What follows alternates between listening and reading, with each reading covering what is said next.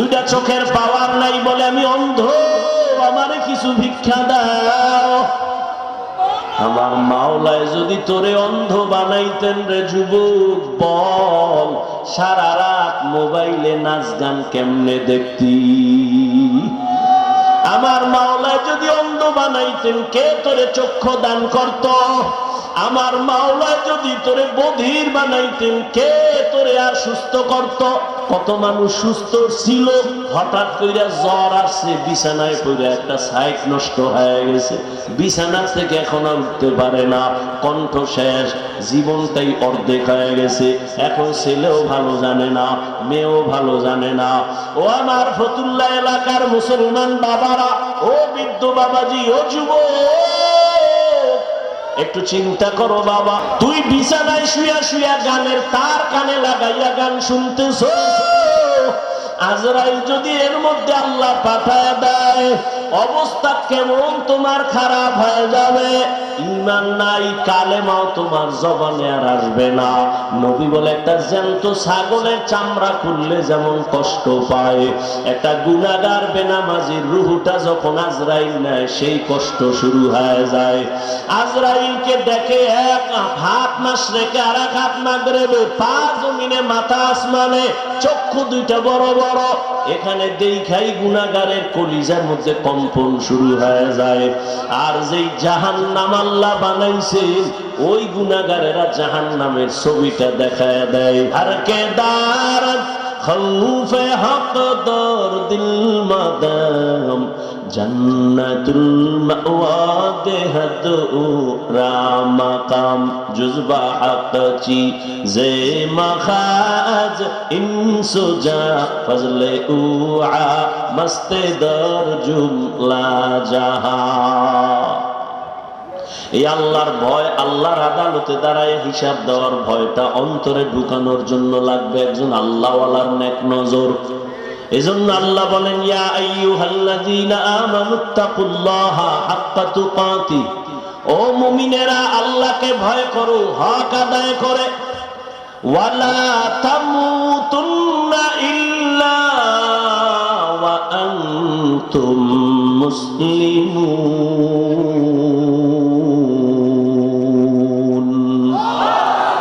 মুসলমান না হইয়া মরিও না, সাবধান।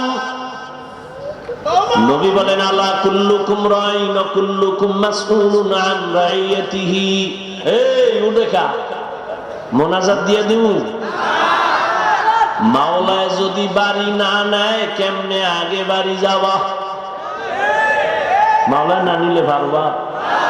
একজনের 1.5 ঘন্টা আগে উঠে গেছে, তাড়াতাড়ি বাড়ি যাইব, আর একজনে মোনাজাত দিয়া কান্নাকাটি কইরে এরপরে রওনা হইছে বাড়ি যাব। ওই ঘটনা আছে না, সুলতান মাহমুদ গজনবীর ঘটনা, আয়াজের ঘটনা, এক ধনী বড় টাকাওয়ালা আর মালিক আর গোলামের ঘটনা। মালিক আর গোলাম বাড়ি যায়, হঠাৎ মালিকের কয়, গোলাম স্যার একটু দাঁড়ান, আমার একটু জরুরত আছে। কয় দাঁড়াই নাম। ঢুইকা গেছে মসজিদে, মসজিদে গিয়া সেজদায় যাইয়া কান্দে। মালিক অপেক্ষা করে, আয় না কেন? নাইমা গিয়ে দেখে গোলাম সেজদায় পড়ে কাঁদে, ও মালিক তোমার দরবারে হাজির, তুমি কবুল করো। দীর্ঘ টাইম অপেক্ষা কইরা গোলাম যখন বের হইতেছে, মালিক কয় এত দেরি কেন করলা? কয় যেই মালিক তোমারে মসজিদে ঢুকায় না, ওই মালিক আমারে যেন কেমন বের হইতে দেয় না। মাছ পানি ছাড়া ভাল লাগে না, মাছ পানি পাইলে মনে করে আমার জীবন। আরে আমার মাওলা পাকের যারা আশিক, আল্লাহর মোহাব্বতের যারা গোলাম, ওরা দুনিয়ার রং তামাশায় পইড়ে গেলে ভাল লাগে না। কখন জিকিরের ময়দানে ঢুকবে, কখন একটু আলেমের কাছে যাবে, কখন একটু কোরআনের তেলাওয়াতের আওয়াজ অন্তরে নিবে, কখন একটু জায়নামাজে দাঁড়াবে, কখন আমার মাওলাকে একটু মায়া কইরা ডাকবে, ও আল্লাহ। আরে আমার মাওলারে ডাক ডাকলেই তো বান্দা এত খুশি, আল্লাহর মোহাব্বত অন্তরে জমা হয়ে যায়। হানজালা নবীর সাহাবী, ঘটনা আপনারা নাম শুনছেন। হানজালা রহমতের নবীর বড় আশিক। একদিন রাস্তায় হাঁটে আর ঘুরে আর কয়, না ফাকা হানজালা, না ফাকা হানজালা, আমি হানজালা মুনাফিক হয়ে গেছি, মুনাফিক। ঘুরতে ঘুরতে দেখা ওমরের সাথে। এই হানজালা, কি চিল্লাও কেন? আমি মুনাফিক হয়ে গেছি। কয় কেন? কয় আমি নবীর কাছে যখন থাকি তখন আমার অন্তর এমন যে আমি আর কোন দুনিয়ায় নাই, এখন আমি আমার মালিকের নজরে বসে আছি, দরবারে রিসালাতের সামনে আছি। এখন আমার ছেলের চিন্তা নাই, মেয়ের চিন্তা নাই, বাড়ির চিন্তা নাই, গাড়ির চিন্তা নাই, টাকার চিন্তা নাই, ক্ষমতার চিন্তা নাই। এখন আমার চিন্তা, আমি একজনারে পাইছি, আমার নবী। আমি এই নবীর হাত ধরে আমার মালিকের একটু কেমনে দেখবো, যেই নবীর চেহারা এত সুন্দর, একটা নজর নবীর চেহারা দিকে তাকাইলে পেটের ক্ষুধা থাকে না। মায়ার নবী এত সুন্দর, আমার মাওলায়ের এত সুন্দর কইরা বানাইছেন, ওই মালিক আমার আল্লাহ না জানি কত সুন্দর। এত সুন্দর আসমান যিনি বানাইছেন তিনি কত সুন্দর, এত সুন্দর কণ্ঠ যিনি দান করছেন তিনি না জানি কত সুন্দর, এত সুন্দর রঙের ফুল বাগান সাজাইছেন তিনি কত সুন্দর। ওরে যারা মাওলার আশিক ওরা ভাবে আর খুঁজে আমার মালিক, আমার আল্লাহরে আমি তো এখনো পাইলাম না। ফুলের ঘেরান পাইলাম, কে বানাইলেন তারে তো পাইলাম না। ওরে আল্লাহর মোহাব্বত যার অন্তরে জমা হয়ে গেছে, সে একবার আমার মাওলারে দেখার জন্য পাগল। হানজালা বলে, আমি নবীর দরবারে থাকলে আমার অন্তর থাকে একরকম, আমি নবীর দরবারের বাইরে গেলে তখন আবার অন্তর দুনিয়ামুখী হয়ে যায়। আমার ছেলে, আমার বাড়ি, আমার গাড়ি, আমার টাকা, আমার পয়সা, আমার ক্ষমতা, আমার চেয়ার, এই সব আমার অন্তর আইসা জমা হয়, আমি মুনাফিক হয়ে গেছি। ওমর কয়, তো এই অবস্থা তো আমারও হয়। নবীর দরবারে থাকলে দুনিয়ার কোনো চিন্তা নাই, আবার যখন নবীর দরবার থেকে বাইর হইয়া যায় তখন আবার দুনিয়া আমারে পেয়ে ফেলে, দুনিয়া দুনিয়া আমাকে গ্রাস করে ফেলে, দুনিয়ার চিন্তা, ছেলের চিন্তা, মেয়ের চিন্তা আমাকে গ্রাস করে ফেলে। এবার কথা, চলো নবীর দরবারে চলো, সমাধান নেই। দোনোজনে যায়, মুনাফিক হয়ে গেছে। ওমরও কয় আমি মুনাফিক হয়ে গেছি, হানজালাও কয় আমি মুনাফিক হয়ে গেছি। হঠাৎ আবু বকর সিদ্দিক রাদিয়াল্লাহু তাআলা আনহুর সামনে দাঁড়ানো। এই ওমর, তুমি চিল্লাও কেন? কয় মুনাফিক হয়ে গেছি। হানজালাও কয় মুনাফিক হয়ে গেছি। কারণটা কি? বলে এই কারণ, নবীজির দরবারে যখন থাকি মনে হয় যেন দুনিয়াতে আমার আর কিছু নেই, নবী আমার কলিজা। আমি নবীর হাত লাগাই আমার মালিক আল্লাহর সঙ্গে মোলাকাত করব। কিন্তু নবীর দরওয়াজা থেকে বের হইলে তখন আবার ঢুকে যায় ছেলে, মেয়ে, স্ত্রী, পরিবার, দুনিয়ার চিন্তা। আবু বকর কয়, অবস্থা তো আমারও, মনে হয় আমিও মুনাফিক হয়ে গেছি। আমার মাওলার ভয়। আর তুমি নামাজে দাঁড়াইয়াও দোকান নিয়ে ভাবো, নামাজে দাঁড়াইয়াও ছেলের চিন্তা, মেয়ের চিন্তা, ঘরের চিন্তা, ক্ষমতার চিন্তা। ওরে আবু বকর, নবীর দরবার থেকে বের হইলে দুনিয়া, নবীর দরবারে থাকলে দুনিয়ার চিন্তা নাই, এরপরও ভয়, কান্নার আওয়াজ। আর তোমার আমার তো নামাজের মধ্যেও দুনিয়া ঢুকানো, জিকিরের মধ্যেও দুনিয়া ঢুকানো। তোমার আমার চোখে পানিও নাই, কোনো আফসোসও নাই রে বাবা। নবীর দরবারে গেলেন, রহমতের নবী বলেন, এমন যদি তোমাদের হয় আর ভয় লাগে, এটাই তোমাদের ঈমান যে শুদ্ধ পরিপক্ক, এটাই তার প্রমাণ, তোমাদের ঈমানে কোনো ভেজাল নাই। এরে নবীর আশিক ইব্রাহিম ইবনে আদহাম পাগলের মতো হয়ে গেল। কে আমাকে বোকা বলল? ঠিকই তো, আমার ওয়ার্ডারে বলখের মানুষগুলো দাঁড়ায় আর বসে, কিন্তু আমি তো একবারও চিন্তা করলাম না এই যে সূর্যটা উঠছে পূর্ব দিগন্তে, এই সূর্য তো আমার অর্ডারে উঠেও না, আমার অর্ডারে ডুবেও না। রাতের বেলা আকাশে চাঁদের আলো, আমার অর্ডারে চাঁদ উঠেও না, ডুবেও না। তাহলে এর পেছনে তো একজন মালিক আছে, নাই? ওই মালিকের তালাশ করছনি? এরে আল্লাহর বান্দা, তোমারে কেউ হাদিয়া পাঠাইছে, কে পাঠাইছে তার পরিচয় নাও। মোলাকাতের জন্য পাগল, দেখা করলে মনে হয় আরো হাদিয়া দিবে। যেই মাওলা তোমারে আমারে মানুষ বানাইছেন, কুকুর বানান নাই, শুকর বানান নাই, আবার আখিরি নবীর উম্মত বানাইছে, এত সুন্দর জীবন আমাকে দান করছে।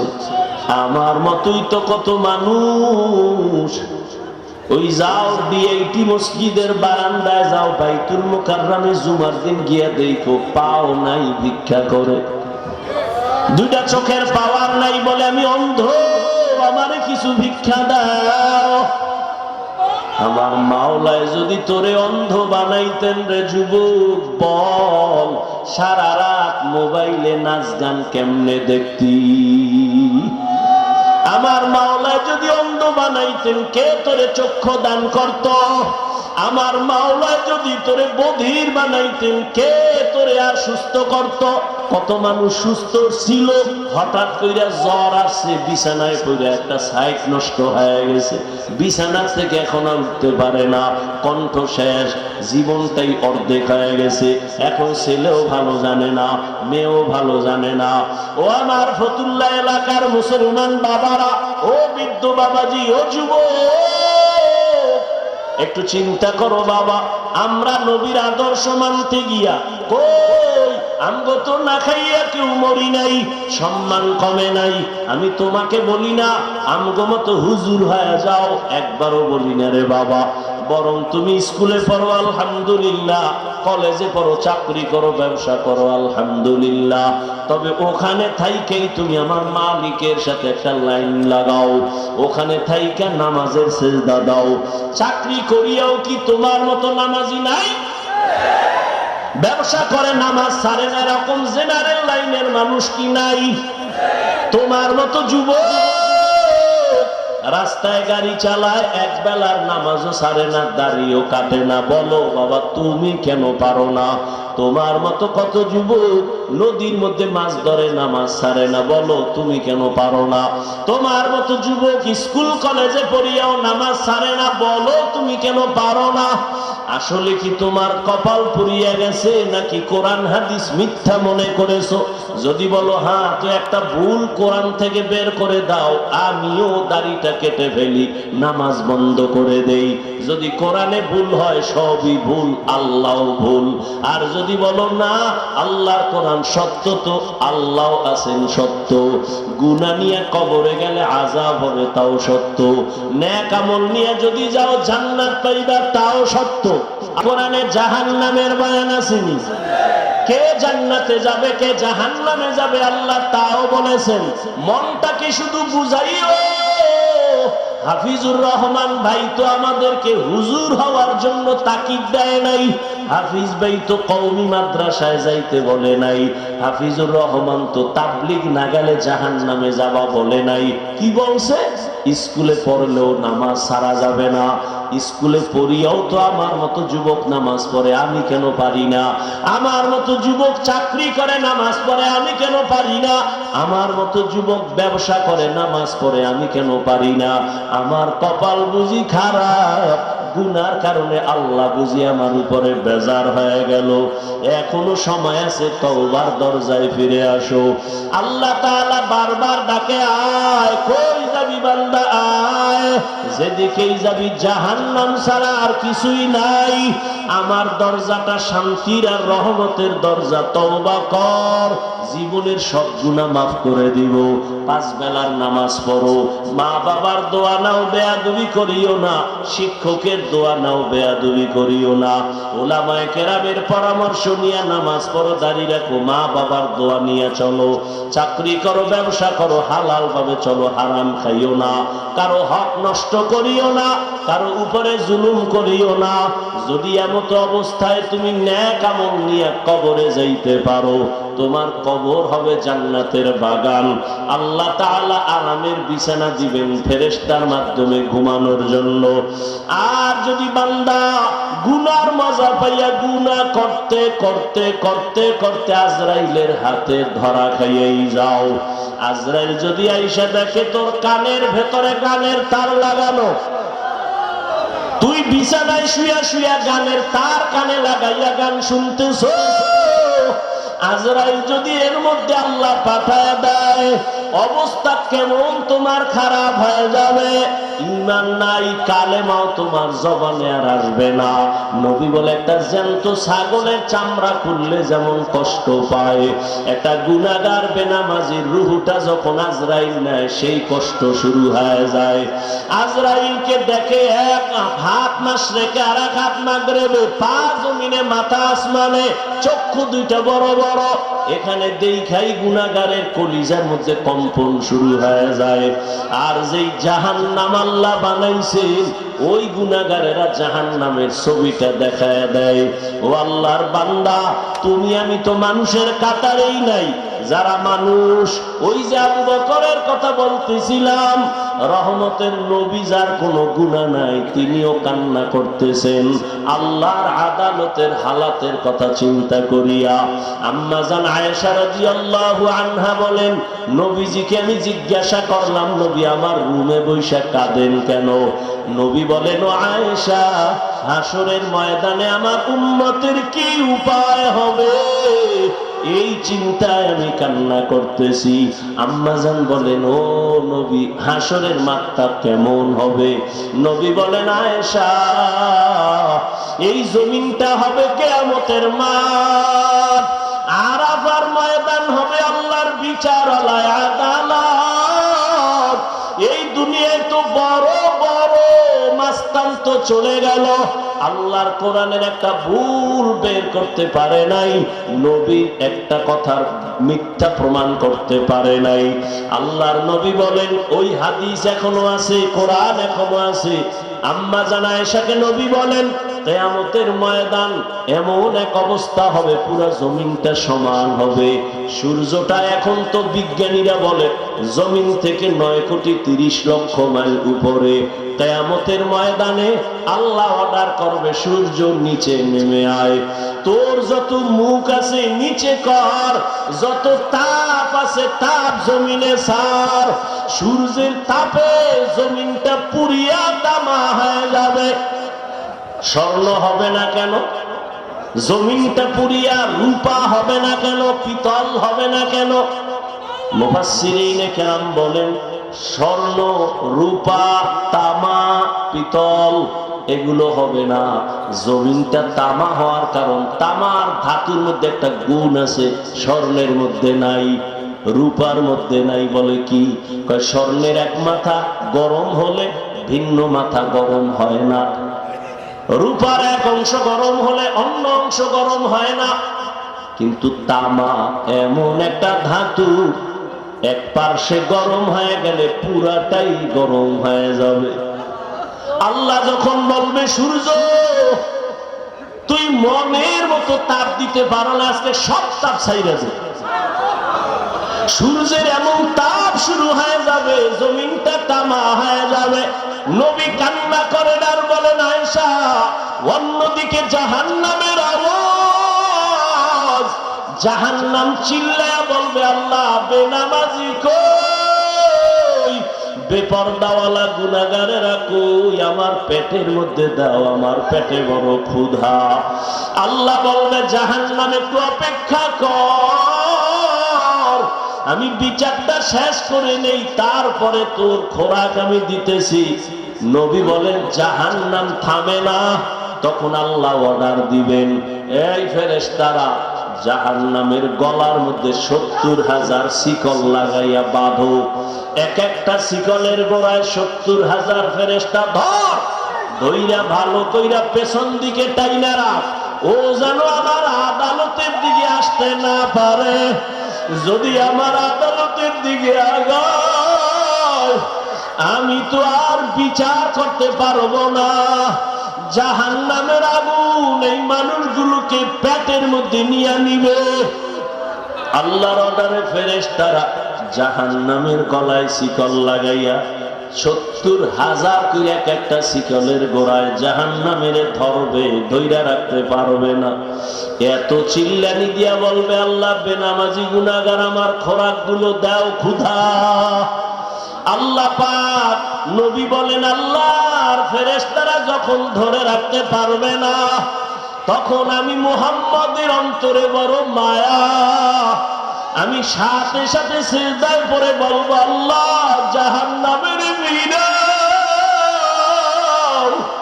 আমার উম্মত মনে হয় ধইরা ফলাইবে, ফিরাও আমার উম্মত যেন জাহান্নামের আগুনে না যায়।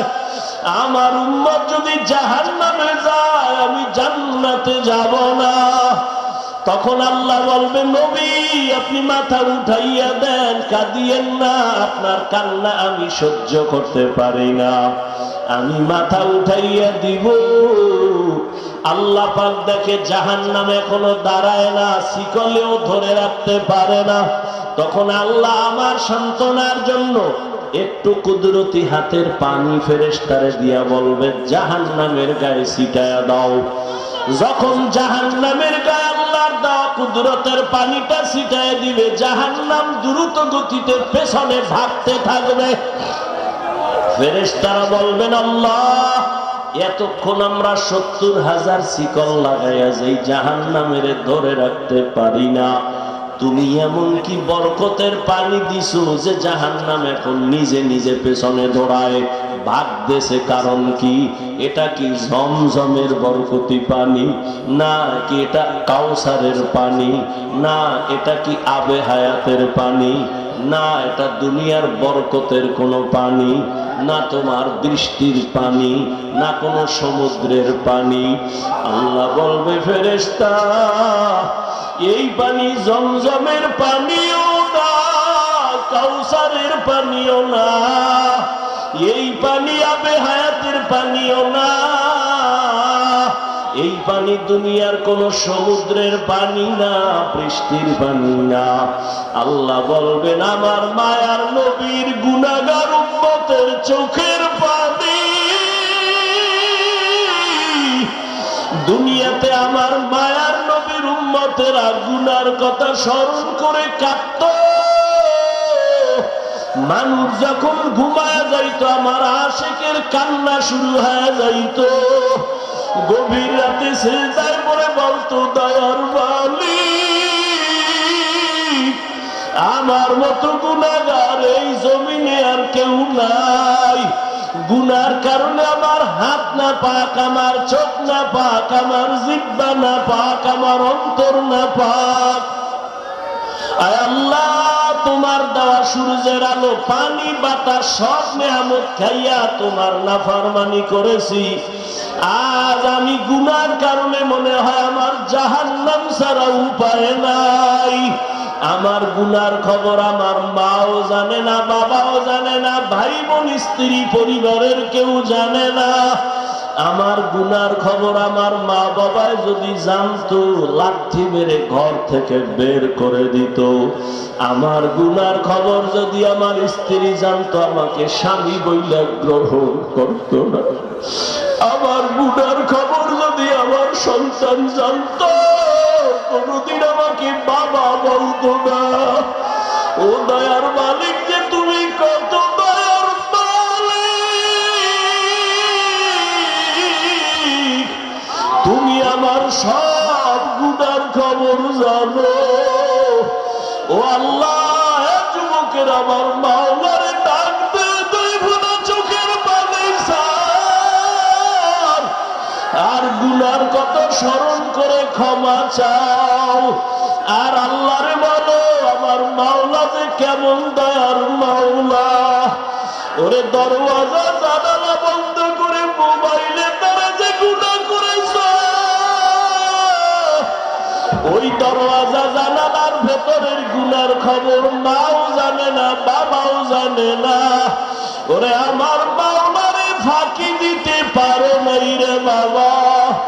আরে তোমার গুনার খবর যদি মা জানতো ঘর থেকে বের করে দিত। কিন্তু আমার মাওলা যে কেমন দয়ার মালিক, গুনাহ করছি দেখছি, এরপরও ঘরের থেকে বের করে দেয় নাই, সম্মানের চেয়ার থেকে ফালাইয়া দেয় নাই।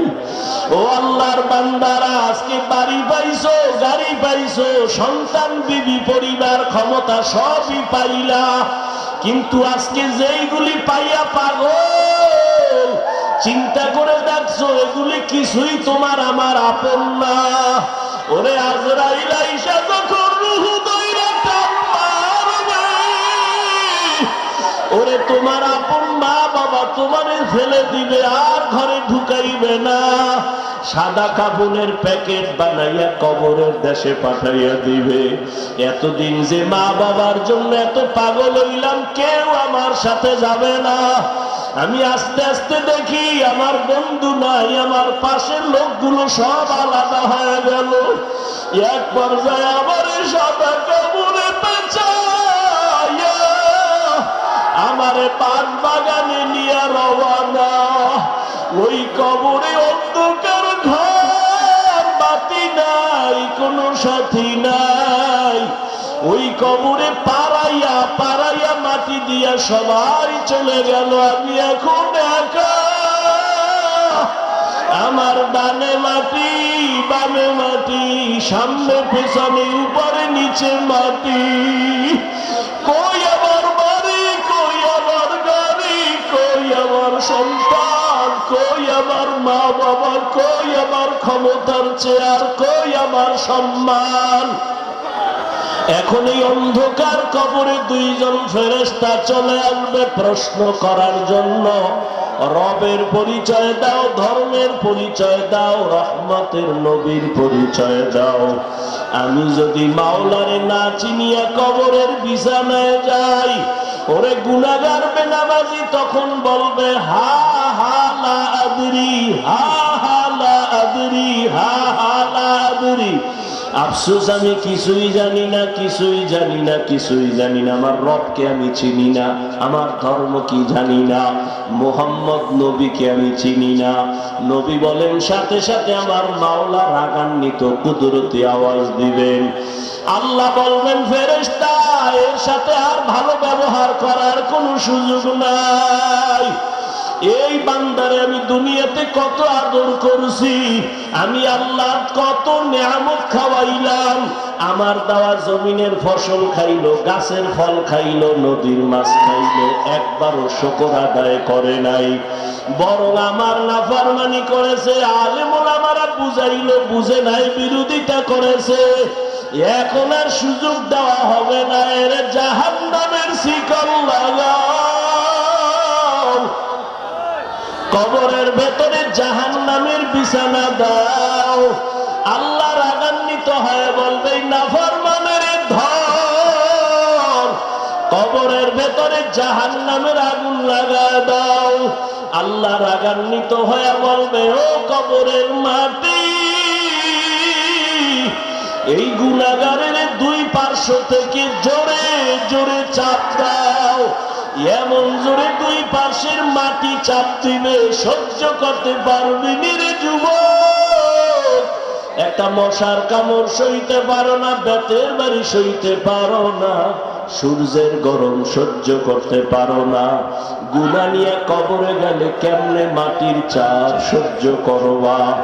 ওরে আল্লাহরে এখনো বন্ধু বানাও।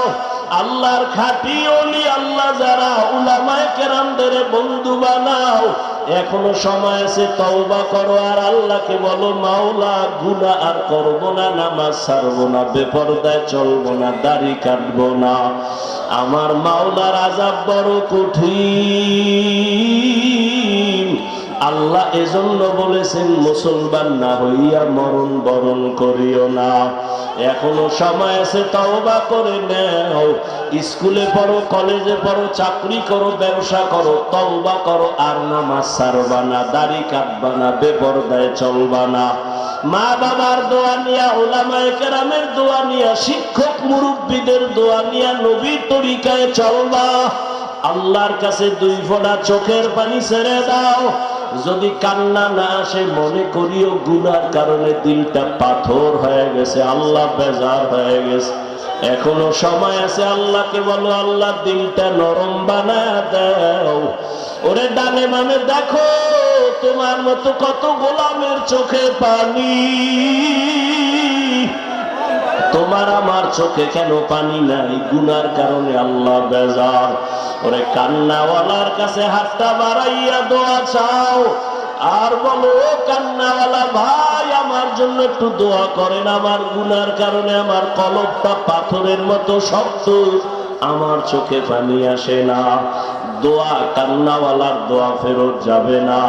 আল্লাহর কাছে তওবা করো, মরিয়াও গেলে আর নামাজ ছাড়বা না, গুনাহ নিয়ে কবরে যাইবা না। যদি তওবার নিয়ত হয়, 2টো হাত আমার আল্লাহকে দেখাইয়া দাও। আয় আল্লাহ, হাতগুলো কবুল করে নেন, তওবা কবুল করে নেন। আয় আল্লাহ, তওবার উপরে মজবুত হইয়া চলার তৌফিক দান করেন, আমিন। আলহামদুলিল্লাহি রাব্বিল আলামিন। والصلاة والسلام على سيد الأنبياء والمرسلين وعلى آله وأصحابه أجمعين يا أرحم الراحمين يا أرحم الراحمين يا أرحم الراحمين মারিফতের নূর সিনায় দান করেন। জাকিরিন, শাকিরিন, সাবিরিনদের অন্তর্ভুক্ত বানায় দেন। রিয়া, হাসাদ, কিবির দূর করে ইখলাস ও তাকওয়া দান করেন। আয় আল্লাহ, আমরা যারা হাত তুলেছি এই ময়দানে জানি না কারা ইয়াতীম। মোনাজাতের পরে অনেকে বাসায় গিয়া মা বাবা বলে ডাকবে।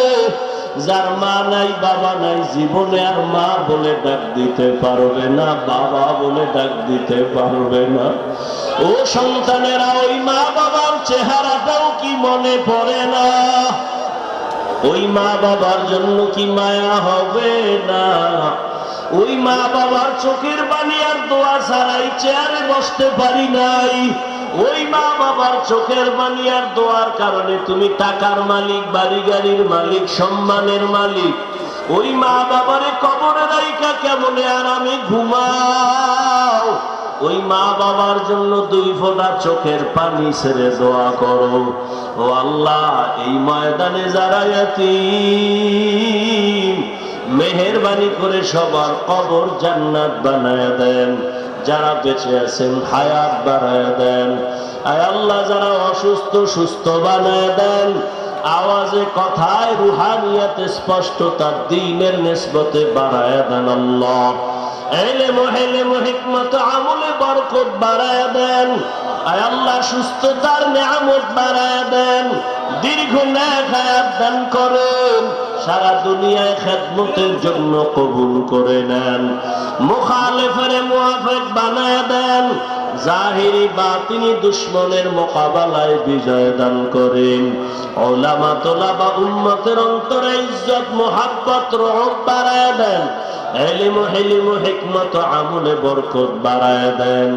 আয় আল্লাহ, সুস্থতার সাথে সমস্ত কাজ দিনের করার তৌফিক দান করেন। আয় আল্লাহ, মাদ্রাসার খেদমত করি কবুল করে নেন। আয় আল্লাহ, প্রত্যেক মাসের 2য় শুক্রবার ইসলাহি ইজতেমা হেদায়েতের জন্য কবুল করে নেন। আয় আল্লাহ, আগামী ডিসেম্বরের 27 তারিখ মাদ্রাসার মাহফিল কামিয়াবির সাথে কবুল করে নেন। আয় আল্লাহ, কুদরতের দ্বারা সমস্ত প্রয়োজন মিটায় দেন।